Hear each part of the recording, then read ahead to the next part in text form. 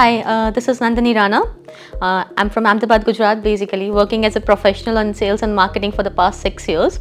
So I've got to know for this executive program in sales and marketing from IIM Indore, and it's been a great platform for us as a working professional to enroll in this program, because we all have some insights where we are working in the industry, where we have a couple of things and tasks to do.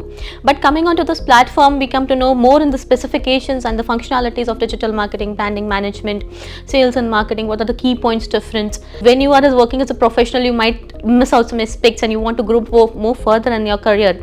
So this is a great platform where you can enhance your abilities, you can enhance your professional experience, you can enhance your knowledge and gains. Overall, my experience has been very great and very superb. We learned a lot, we had fun, we had enjoyments, and along with this, it's for the professional, it's very hard to manage the time. But for the we had the online modules as well as the offline campus modules. So the energy and the boost and the enthusiasm for to learn on the campus modules make us more enthusiastic for the learning perspective, where we get an opportunity to know what does it feels like after having a long journey and a break from education, that being on the campus, having interactions with the professors, we know about the market studies and everything.